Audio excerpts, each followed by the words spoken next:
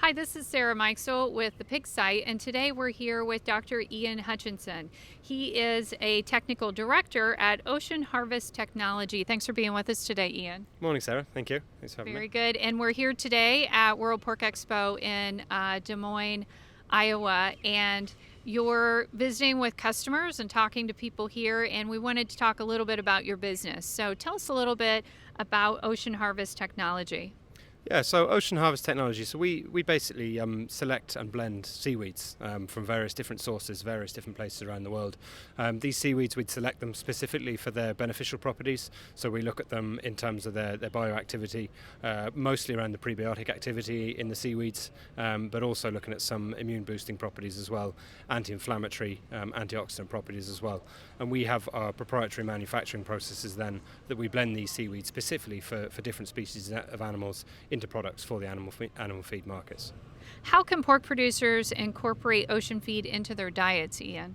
Yeah, so we have a couple of different approaches that we've done our research on so far. The first focus was on the nursery pig diets, very much looking at the prebiotic effect to support gut health, particularly in systems where they're looking to reduce antibiotics or zinc oxide uses, and that showed really good improvements in gut health, reductions in incidences of scour and scour indices, and also supporting improvements in mortality as well.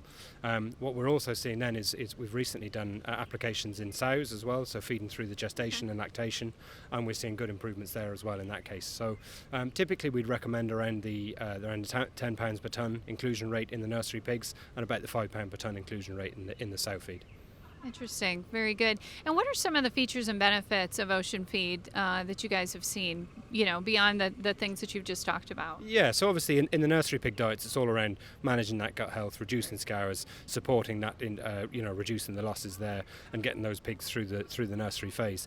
In the sow diets, what we're actually seeing is increasing litter sizes with the sows that have been fed the ocean feed. So obviously, quite a clear return on investment there for producers of over 4 to 1 when they're feeding the sows and increasing the litter sizes. And in the nursery pigs, we're typically seeing around the 4 to 5 to 1 return on investment as well through reducing losses and improving growth rates and feed efficiency in those nursery pigs. So really some very positive impacts for the product in both nursery pig and sow applications.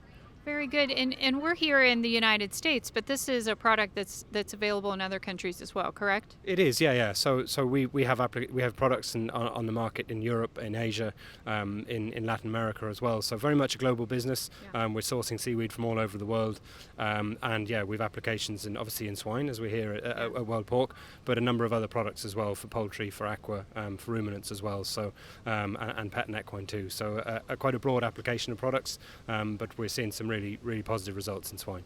Very good. And it's interesting that the industry really is looking to some of these alternative sources, right, to make improvements with the pushback on antibiotics and some of the things that we've seen. These are the types of products that seem to be filling in the gap. Yeah, certainly, and I think a big part of our story as well is the sustainability aspect. Right. So it's not something I've mentioned yet, but obviously with seaweed, we're not using any arable land, we're not using any fresh water, we're not using any fertilizer to grow the product. It's all harvested wild from the seas. So it's a very positive story from a carbon footprint perspective as well, and from a sustainability perspective. And that's something that we're quite happy to talk to producers about in more detail if they're looking to improve the sustainability of their production as well. Very good. Excellent. Well, thanks so much for your time today, Ian. Thanks, Sarah. Nice to see you. This is Sarah Mikesell with the Pig Site.